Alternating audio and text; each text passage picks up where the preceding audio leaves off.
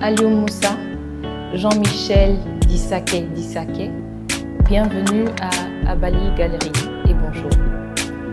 Si vous êtes là aujourd'hui, c'est pour un entretien qui se fait en prélude à l'exposition Hors Champ, Regards croisés de deux artistes qui ont su montrer au monde, à l'Afrique et au Cameroun, que l'art est indispensable et que sans art, aucune société n'a d'âme, aucune société n'est animée.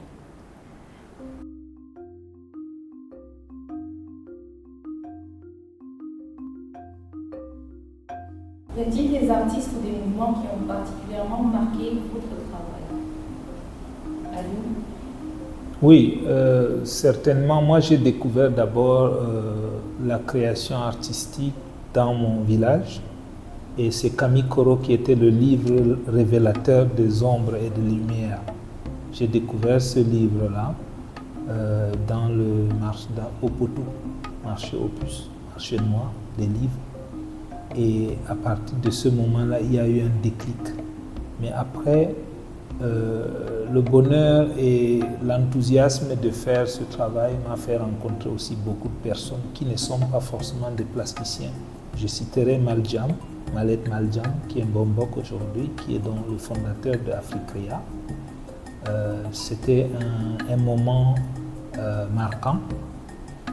Je citerai Abakar Mangué, c'était un réfugié, paix à son âme, un réfugié qui est venu à Maroua installer son atelier parce qu'il fuyait la guerre.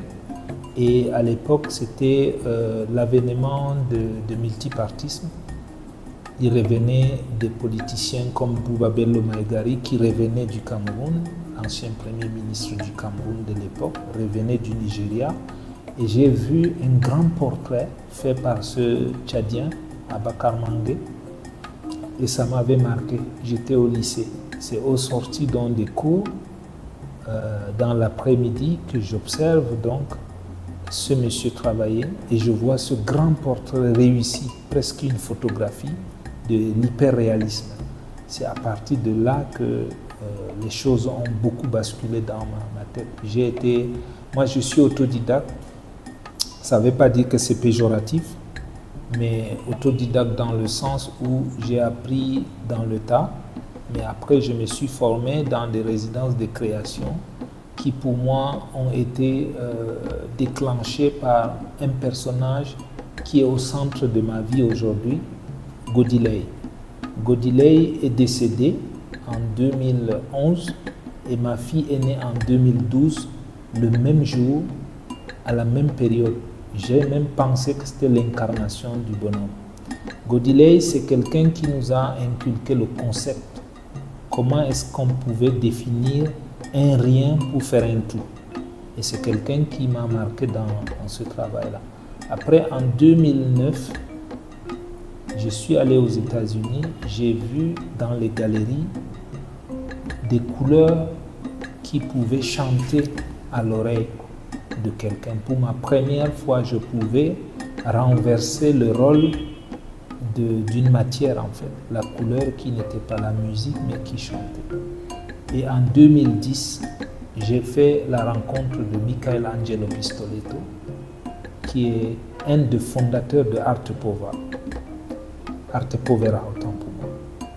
Et quand j'ai rencontré Michael Angelo Pistoletto, j'ai tout de suite senti que je ne pouvais être qu'un artiste conceptuel parce que lui, il parlait de la relation entre la Méditerranée et l'Europe. Il voulait relier par là l'Europe et l'Afrique en passant par le Maghreb. Et voilà, l'art qui est toujours évocateur des faits sociaux, l'environnement m'intéresse beaucoup. Donc ceux dont je viens de citer à la fois Maljam qui n'est pas plasticien comme moi, mais qui est un créateur, un des premiers africains à présenter le journal sur TF1, qui a travaillé pendant longtemps avec des radios et des télévisions en tant que communicateur.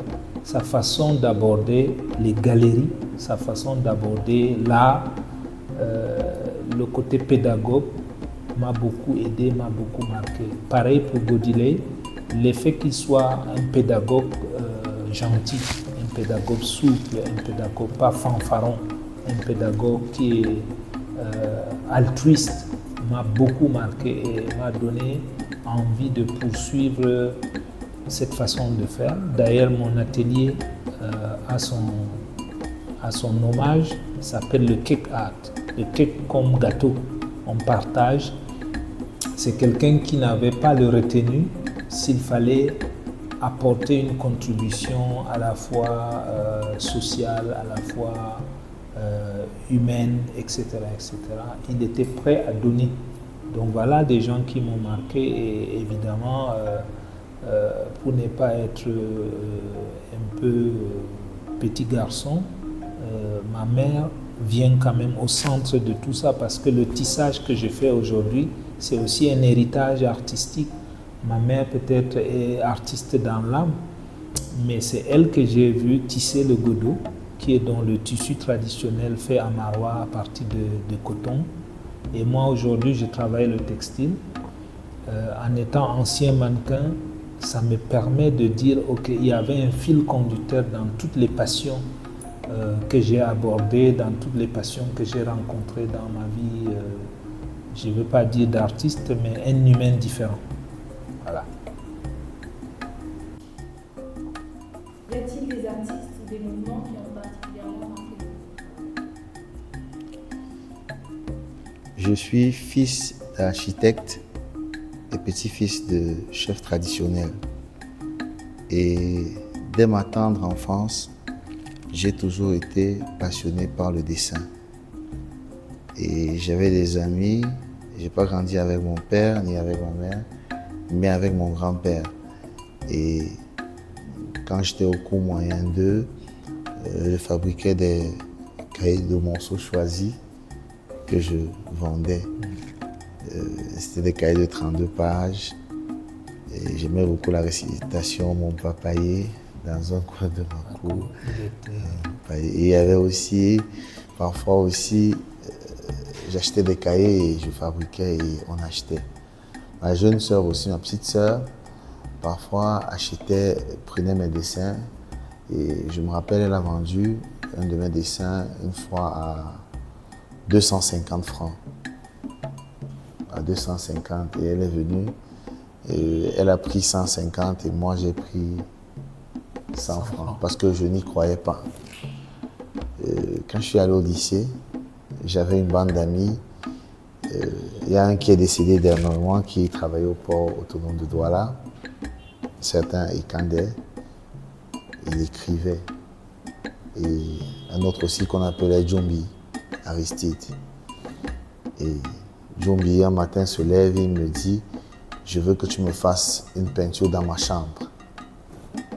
Ils sont allés acheter la chaux, il y avait des peintures, des colorants, on s'est mis à mélanger et tout.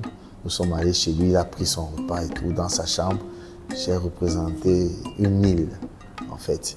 C'est-à-dire sur tout un mur, on a peint sa chambre et on a représenté une île bleue. Et au lycée, nous avons monté un club journal. Et puis, quand Paul Aristide disait mais les intrigues, ils adoraient les intrigues. Et qu'est-ce qu'ils faisaient parfois? J'étais un peu celui qu'ils payaient. C'est-à-dire quand si peut-être il y avait un autre élève là qui n'était pas vraiment, qui n'appréciait pas, il venait me dire bon, nous avons donné tel nom à tel et il faut que tu essaies de nous représenter une image bizarre. Donc à la sortie, il faut que tu ailles sur le banc et avec le bic bleu, tu dois représenter son image. On faisait ça. Mais un jour, ils m'ont dit, le professeur de maths nous énerve, il nous a punis pour rien, il ne nous explique pas et on a toujours les sous-moyens. J'ai dit non, je ne veux pas. Et le feu Ekande me dit, ah, fais-nous ça, vas-y. Pour Aristide, Djombi vient, il me dit, tu dois me faire ça. Je suis allé au tableau, j'ai dessiné le professeur de maths, toutes des choses, vraiment, c'était un scandale. Toute là. Et le lendemain, tout le monde arrive.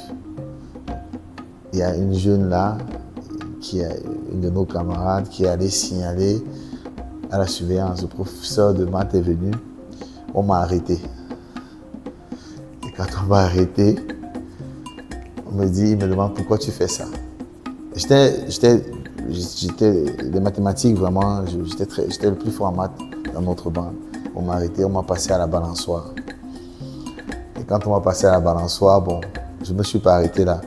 Je suis allé au club journal, nous avons acheté une rame de papier et j'ai dessiné maintenant avec le bic noir. Voilà. Et cette fois, je me suis attaqué au proviseur, M. Dikoubouya Ebelea il était chauve. On a représenté M. Chauve et tout ça. Et on a fait des photocopies et ils vendaient le journal à 125.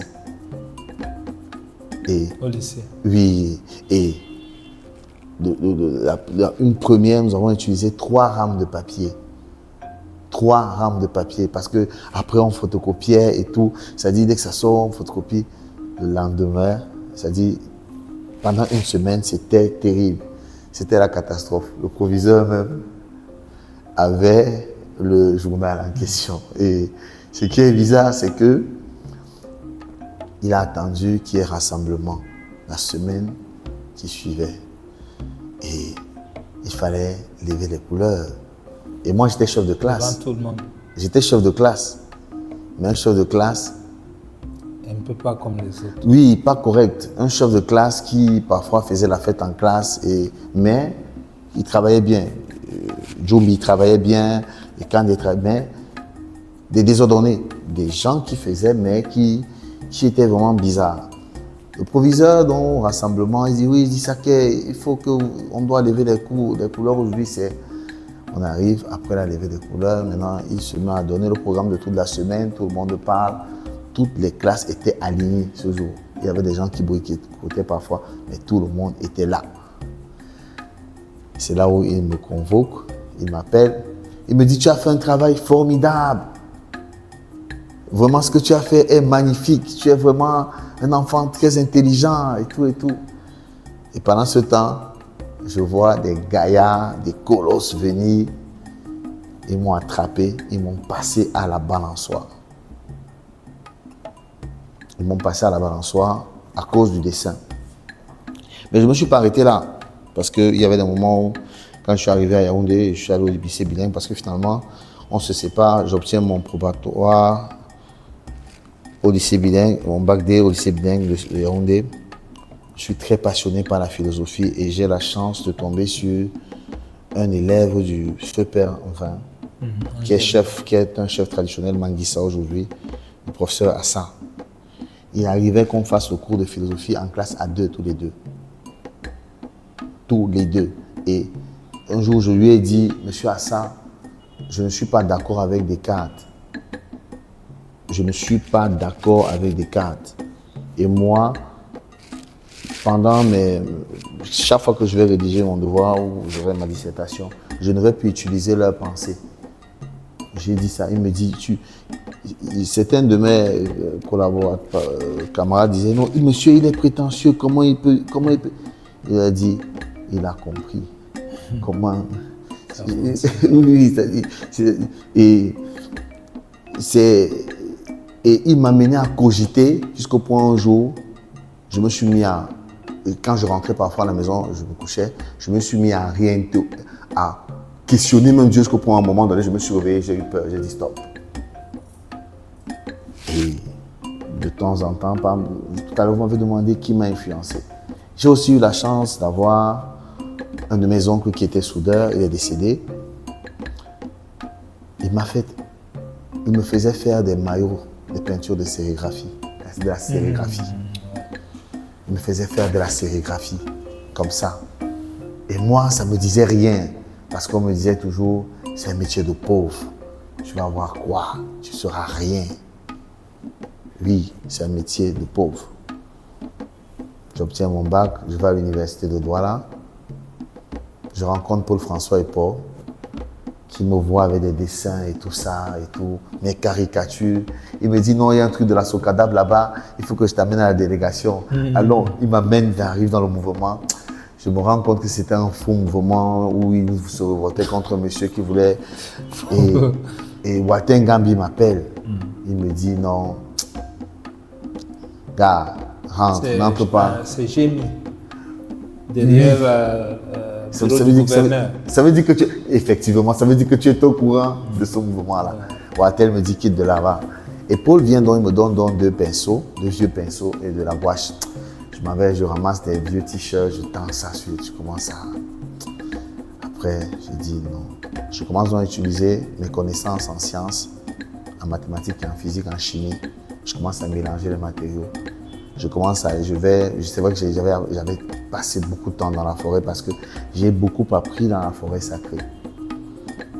Et je me suis toujours posé la question que pourquoi on calcule l'air d'un carré et pourquoi on ne peut pas calculer l'air d'une forme atypique. C'est là où j'ai commencé à tendre la toile sur les lianes. Parce que en fait, je suis parti des fonctions numériques, le calcul des intégrales, et qu'à chaque fois que je représentais la courbe et je voyais des formes atypiques et je voyais ce calcul, je me suis dit, c'est ça qui m'a conduit à ça. Et à l'université aussi, j'avais la chance j'avais une amie qui était la nièce de Georges Gango. Elle m'avait donné ses manuscrits. J'ai vu comment il écrivait la fonction de consommation, celle du revenu et tout ça. D'où partaient les formules, la règle des 3, qui paraît simple, mais qui est complexe et qui est essentielle même pour l'expression de l'homme. En 2012, je vais au SIAC, je rencontre Pascal Kenfac.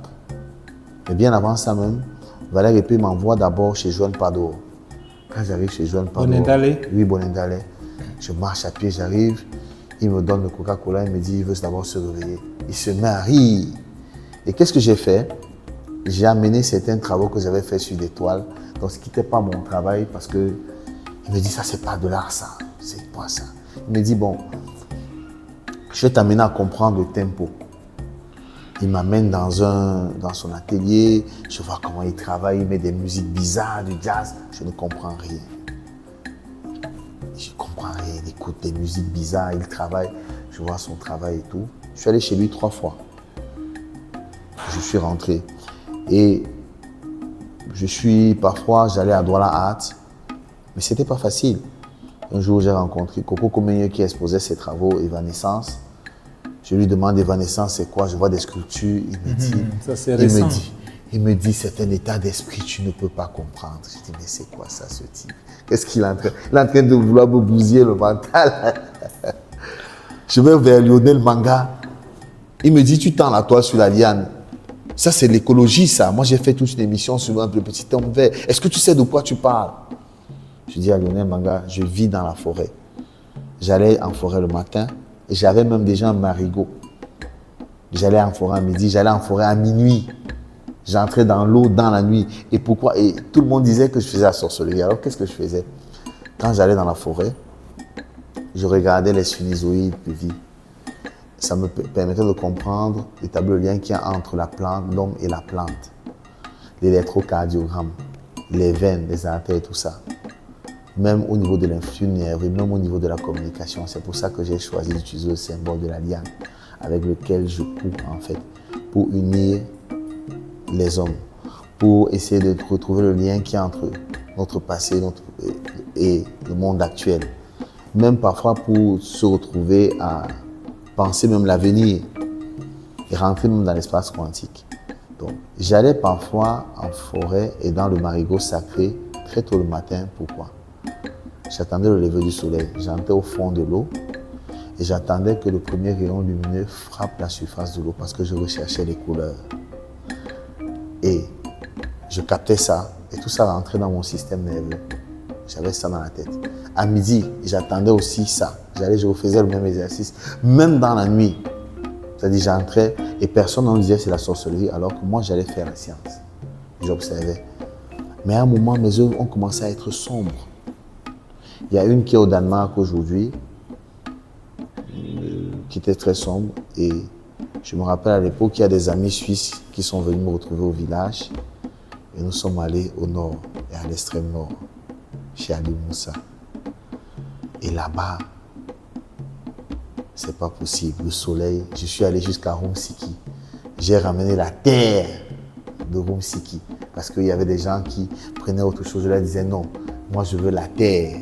Nous sommes allés au parc de Ouaza, il y avait le vent qui soufflait, les oiseaux qui, tu vois des girafes en tête. En fait, quand j'étais au parc de Ouaza, c'était comme si j'entendais Manu Dibango jouer en fait. Le vent, c'est-à-dire j'étais complètement en transe. Et quand je suis revenu, il y avait déjà la lumière. Dans tes yeux. Et c'est là où le métal que j'avais commencé à utiliser, je m'accapare véritablement du métal. Parce qu'avant, je prenais des fragments de métaux, je fabriquais des visages comme des masques, des pendentifs. Marilyn Douala-Belle a vu ça, sans avoir vu les travaux de Joël Pador, sans avoir vu les travaux de Sadi Foulindo. Et elle m'avait demandé, et ça m'avait même choqué, elle m'avait demandé de voir Hervé Yamgen. Et quand j'ai vu l'expo d'Hervé Yamgen, j'ai vu ses travaux, à cette époque-là, je ne voyais pas ce qu'il allait m'apporter. Mais c'est un très grand artiste que je respecte et tout. Mais quand tu es un apprenant, un apprenti, tu as une certaine soif. Et parfois, c'est comme quelqu'un qui est malade et qui va à l'hôpital et qui a besoin d'être soigné. Tu ne vas pas avoir mal à la tête et on va te faire rencontrer un kinésithérapeute. C'est un exemple. Donc, c'était un peu ça. Et ça fait que c'était... Quand Kenfak, Pascal, au SIAC en 2012, parce qu'ils ont mis mes œufs vers les toilettes, mais j'ai eu le premier prix au SIAC en 2012. C'était bizarre. Les toilettes, c'est voilà. aussi souvent. Oui, et mon voisin... Si tu ne te décharges pas, tu n'es pas à l'aise. Ouais. Bon, ok. Donc, tu vois, c'était très bizarre. Et j'ai eu le prix quand même en peinture. Et ce qui se passe, c'est que Pascal Kenfak me dit de venir à l'université. J'allais à l'université, je faisais des cours, je suivais des cours et tout ça, des méthodologies et tout.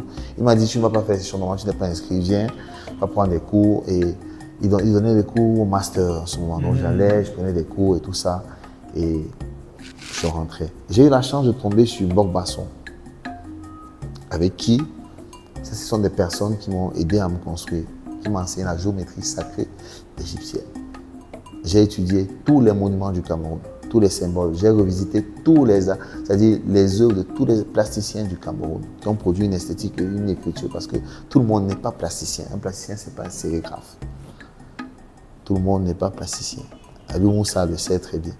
Et après avoir travaillé avec lui, j'ai travaillé avec un architecte, Makela Dimbisi. Aïe, aïe, aïe, c'était compliqué. Les vieux. Oui, j'allais chez Makela parfois, on travaille, après je commence à avoir mal au corps. C'était intense. Et pendant ce temps, je me nourrissais, c'est-à-dire je ne courais pas, je n'allais pas à la course, non, il faut faire une exposition, non.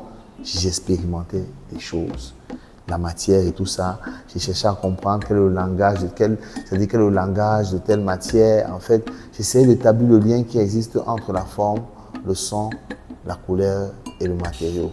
Et même la thématique. Ce qui fait qu'aujourd'hui, à l'intérieur d'une œuvre, tu n'as pas besoin, tu retrouves la philosophie, tu retrouves l'anthropologie, tu retrouves même le mythe.